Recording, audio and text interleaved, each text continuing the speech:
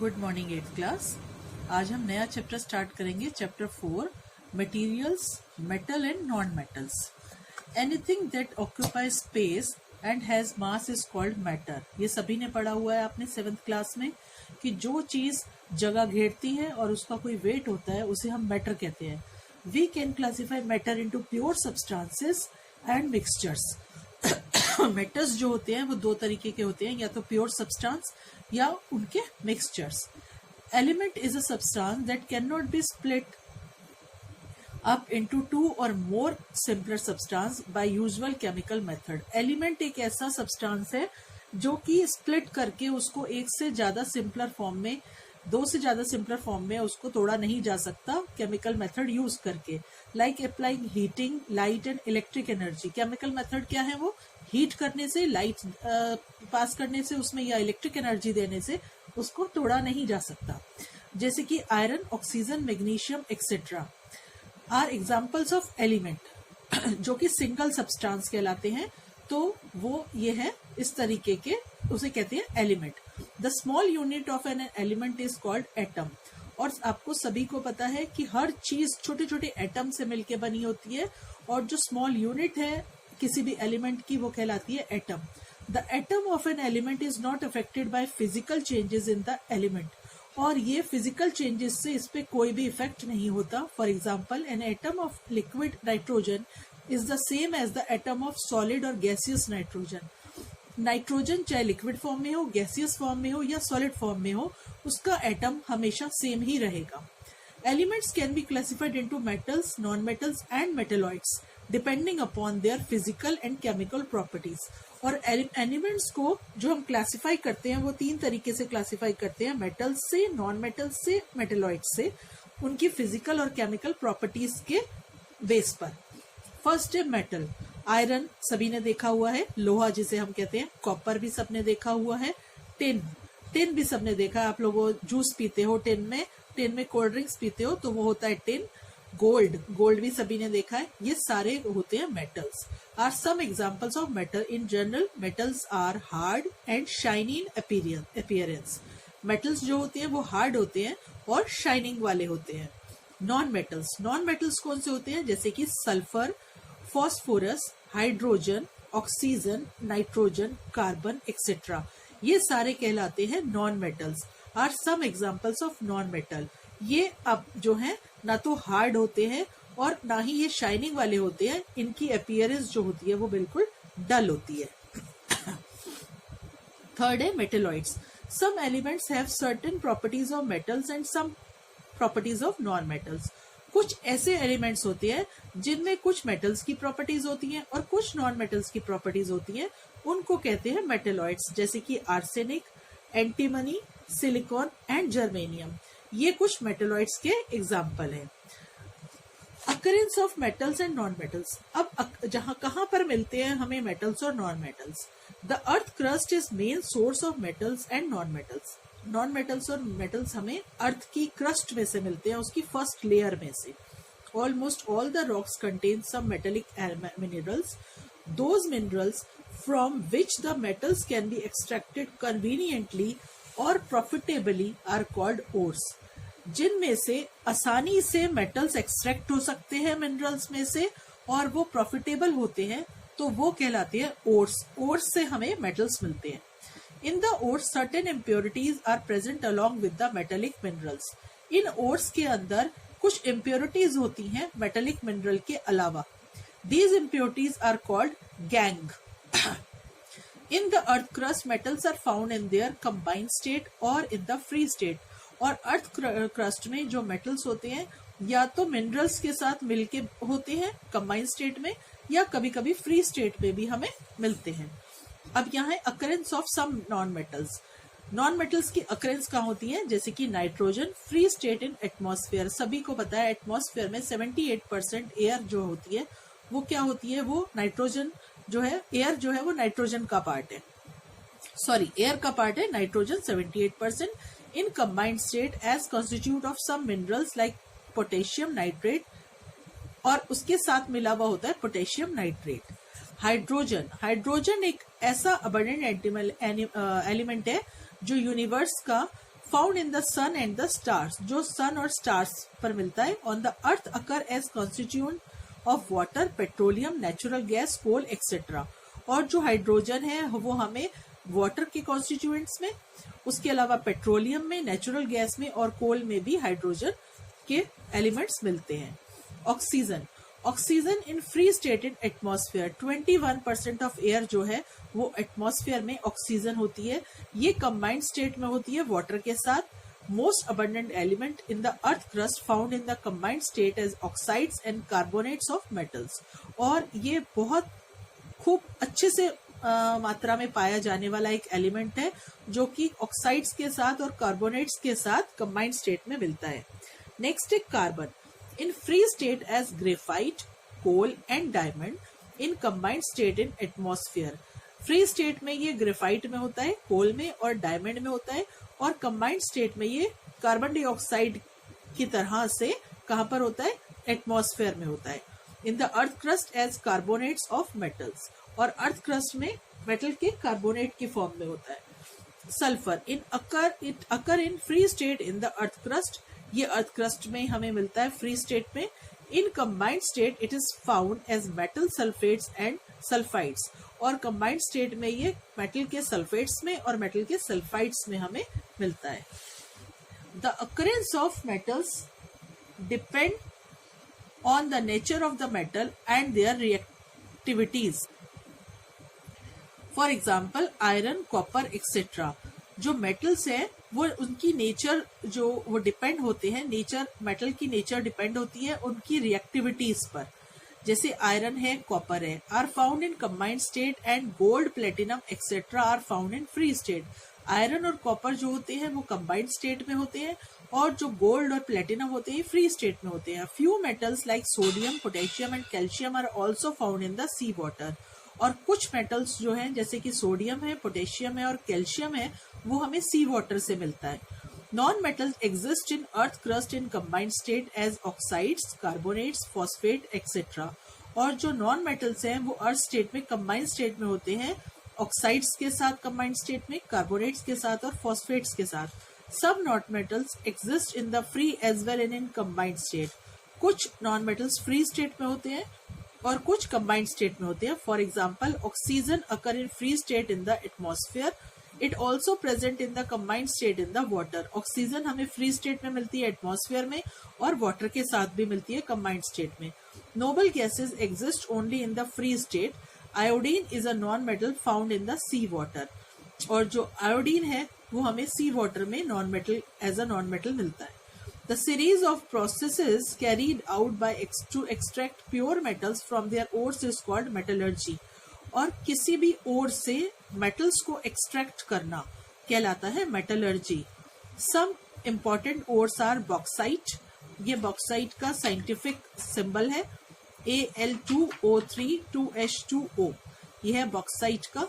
Iron pyrites FeS2, haematite Fe2O3 2H2O and copper glance Cu2S. तो ये कुछ important ores हैं जिनसे हम एल्यूमिनियम, कॉपर, आयरन ये सारी चीजें एक्सट्रैक्ट करते हैं. Physical properties of metals and non metals. अब फिजिकली जो है, जो नॉन मेटल्स और मेटल्स हैं वो हमें किस फॉर्म में मिलते हैं. Physical state. Most of the metals are solid at room temperature. Mercury is only metal known to occur in the liquid state in the nature. सारे मेटल्स हमें सॉलिड स्टेट में मिलते हैं एक मरकरी को छोड़कर. मरकरी एक ऐसा मेटल है जो कि हमें लिक्विड स्टेट में मिलता है नेचर में और रूम टेम्परेचर पर. No metal exist in gaseous state. कोई भी मेटल गैसियस स्टेट में नहीं मिलता. Non metal are generally solid और गैसेस. और जो नॉन मेटल्स हैं वो ज्यादातर सॉलिड और गैसेस स्टेट में होते हैं, लिक्विड स्टेट में नहीं होते. Non metals like sulphur, phosphorus and carbon are solid, while hydrogen, oxygen and nitrogen are gases. Bromine is the only non-metal that exists as liquid at room temperature. जैसे mercury एक अकेला metal है जो liquid state में होता है, ऐसे ही bromine एक ऐसा नॉन मेटल है, एक अकेला सिंगल नॉन मेटल जो कि हमें रूम टेम्परेचर पर लिक्विड स्टेट में मिलता है. सेकेंड जो इसकी प्रॉपर्टी है, malleability and brittleness. The property that allows the metal to be hammered into thin sheets और फॉइल्स इज कॉल्ड मेलिएबिलिटी। किसी भी मेटल को कितनी पतली से पतली शीट्स में या फॉइल में चेंज किया जा सकता है वो कहलाती है उसकी malleability. Most of the metals are malleable. ज्यादातर मेटल्स जो होते हैं वो मेलिएबल होते हैं, जैसे कि गोल्ड है, सिल्वर है, एल्यूमिनियम है एंड कॉपर है, आर हाई मेलिएबल मेटल्स। इसी वजह से गोल्ड सिल्वर के ज्वेलरी बनती है, क्योंकि उसको पतले से पतले फॉर्म में चेंज किया जा सकता है, बिल्कुल पतली से पतली वायर बनाई जा सकती है। ऐसे ही एल्यूमिनियम को भी, एल्यूमिनियम की फॉइल सभी ने देखी होगी, एल्यूमिनियम के आपने डिस्पोजेबल यूटेंसिल्स देखे होंगे जो हम लोग पार्टीज वगैरह में यूज करते हैं, यूज एंड थ्रो। तो ये सारी इनको मेलिएबल है, इसीलिए इस फॉर्म में चेंज हो सकते हैं। This property of metal is very useful to us. For example, aluminium foils are widely used for safe packing or foodstuff, medicine, chocolates, etc. तो एल्यूमिनियम फॉइल्स को जितना पतला से पतला करके उसको हम किस लिए यूज करते हैं, फूड स्टफ की पैकेजिंग में यूज करते हैं। However, zinc metals break into pieces on the hammering, so zinc is brittle in nature. Zinc एक ऐसा मेटल है कि अगर उसको हैमरिंग की जाए तो वो शीट्स में चेंज नहीं होता, वो टूट जाता है। Non metals are non malleable as they can not be beaten into thin sheets or hammering, rather they break up into small pieces. Non metals जो हैं वो नॉन मेलिएबल होते हैं, और अगर उनको हैमरिंग किया जाए तो उससे वो स्मॉल पीसेस में चेंज हो जाते हैं, उनकी शीट्स तैयार नहीं की जा सकती। The property due to which non metal break up into pieces on hammering is called brittleness. अगर ऐसी प्रॉपर्टी जिसमें कि नॉन मेटल को ब्रेक करा जा सकता है हैमरिंग करके, तो वो कहलाती है प्रॉपर्टी ब्रिटलनेस। जैसे कि इसका आपको एक एग्जांपल देती हूँ ब्रिटलनेस का, कि जैसे बिस्किट होता है, ब्रिटल होता है कि आपने उसको जब उसको तोड़ा, अगर उसके ऊपर आपने जरा सा भी जोर लगाया तो वो एकदम से टुकड़े हो जाता है, चूरा भी हो जाता है। Non metals are generally brittle. Non metals जो होते हैं वो जनरली ब्रिटल होते हैं। For example, sulphur and coal break into small pieces on hammering, but some non metals such as hydrogen and oxygen in gaseous state and bromine in liquid state.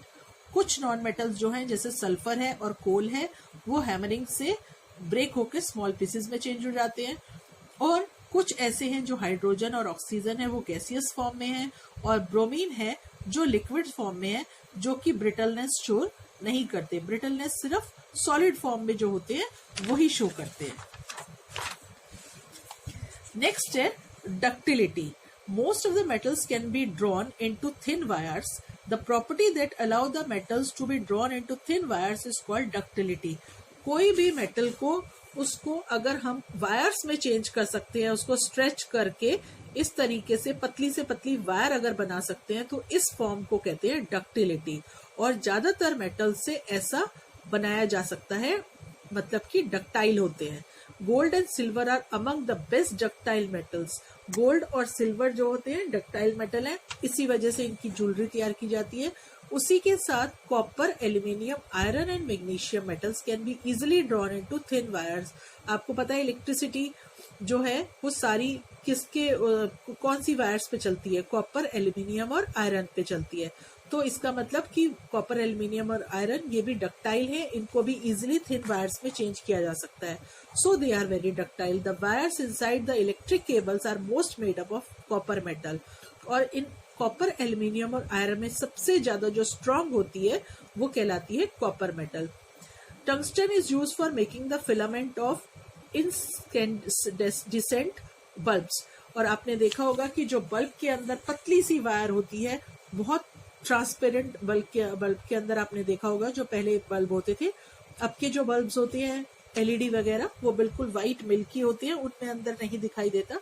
जो पहले bulb होते थे उनके अंदर tungsten की wire होती थी, जो भी इसका मतलब टंगस्टन जो मेटल है वो भी डक्टाइल है। Non metals are non ductile when stretched. Non metals like sulphur and phosphorus break into pieces and do not form wires. Non metal जो होते हैं वो डक्टाइल नहीं होते हैं, इसीलिए जब उनको उनके ऊपर कोई भी जोर डाला जाता है तो वो पीसेस में ब्रेक हो जाते हैं, उनको वायर में हम कन्वर्ट नहीं कर सकते। नेक्स्ट आपका इसका जो प्रॉपर्टी है वो है लस्टर। फोर्थ है इसकी जो प्रॉपर्टी है, most of the metals are lustrous. Lustrous का मतलब चमक होती है उनमें, चमकीले। They have a shiny surface, जो उनकी सरफेस होती है वो शाइनिंग वाली होती है. This property is called metallic lustre. This shiny surface of metal make them good reflector of light. और ये शाइनी सरफेस जो होती है ये लाइट को बहुत अच्छे से रिफ्लेक्ट करती है. Because of their metal lustre gold, silver and platinum are used for making jewellery. और इन्हीं की शाइनिंग की वजह से, इनकी लस्टरस की वजह से ये ज्वेलरी बनाने के लिए या डेकोरेटिव आर्टिकल्स बनाने के लिए यूज किए जाते हैं. The glass mirror have thin coating of metals like silver और aluminium. Their back that acts as a reflector of light. और जो ग्लास मिरर होते हैं उनके पीछे जो होती है वो थिन जो मेटल की एक कवरिंग होती है जिससे कि वो लाइट को रिफ्लेक्ट करने में हेल्प करते हैं. Non metals do not have shiny appearance like metals, they are dull in appearance. जो नॉन मेटल्स होते हैं वो शाइनिंग नहीं होती उनमें, वो डल होते हैं. जैसे कि iodine and graphite, some lustre. और इसके अंदर जो आयोडीन और ग्रेफाइट है उसमें थोड़ी बहुत लस्टरस होती है. बाकी जितने भी नॉन मेटल्स हैं उनमें कहीं पर भी लस्टर क्वालिटी नहीं होती. फिफ्थ है conductors of heat. Metals are good conductor of heat except bismuth. एक मेटल बिस्मथ को छोड़कर सारे ही metals good conductor of heat होते हैं. For example silver is the best conductor of heat followed by copper. Aluminium and iron also good conductor of heat. For this reason, metals like aluminium, iron and copper are used for making utensils and water boilers. इसी वजह से copper, iron और aluminium को utensils बनाने में use किया जा सकता है क्योंकि ये गुड कंडक्टर ऑफ हीट होते हैं. Non metals are poor conductor of heat. Diamond is the only non metal that is good conductor of heat. Non metal सारे ही पुअर कंडक्टर ऑफ हीट होते हैं बस डायमंड को छोड़कर. डायमंड एक ऐसा मेटल है, नॉन मेटल है जो कि गुड कंडक्टर ऑफ हीट होता है. सिक्स्थ है hardness. Metals are generally hard. For example iron metals is very hard and strong. So iron metal is used in the construction of bridges. जो iron metal है वो सबसे ज्यादा hard और strong है. इसी वजह से रेलवे ट्रैक्स, ब्रिजेस, मशीन्स बनाने के लिए आयरन का यूज किया जाता है. However, sodium and potassium are soft metals and can be easily cut with knife. और सोडियम और पोटेशियम ऐसे मेटल हैं जो कि इतने सॉफ्ट हैं जो कि आप नाइफ से भी काट सकते हैं. Non metals are not hard और strong. They can easily break when a large weight is put on them. Non metals जो होते हैं वो ना तो हार्ड है ना स्ट्रॉन्ग है. अगर उनके ऊपर ज्यादा थोड़ा सा भार भी डाला जाता है, वेट भी डाला जाता है तो वो इजिली ब्रेक हो जाते हैं. Only diamond is the hardest naturally occurring substance. और डायमंड एक ऐसा सब्सटेंस है जिसे कि हम नेचुरली हार्डेस्ट सब्सटेंस मानते हैं. नेक्स्ट है आपका conductor of electricity. All metal, यहाँ पे दो क्वेश्चन है. The only non metal that is liquid at room temperature is bromine. Which of the following metal is used for making foil to pack foodstuff? Aluminium. All metals are good conductor of electricity. Silver metal is best conductor of electricity. Copper wire are used in household electric wiring and aluminium wires are used in electric cables because copper and aluminium are good conductor of electricity. सारे ही metals good conductor of electricity हैं जिसमें सबसे बढ़िया है silver और copper. इसी वजह से जो इलेक्ट्रिक वायर है वो कॉपर कॉपर उसमें लगाया जाता है. कॉपर और एल्यूमिनियम वायर को इलेक्ट्रिसिटी केबल्स में यूज किया जाता है. Non metals are poor conductor of electricity. For example sulphur and phosphorus are non metals and they do not conduct electricity. उसके अलावा जो ग्रेफाइट है एक ऐसा नॉन मेटल है जो कि सिर्फ गुड कंडक्टर ऑफ इलेक्ट्रिसिटी है. तो आज के लिए इतना ही. नेक्स्ट हम करेंगे नेक्स्ट क्लास में.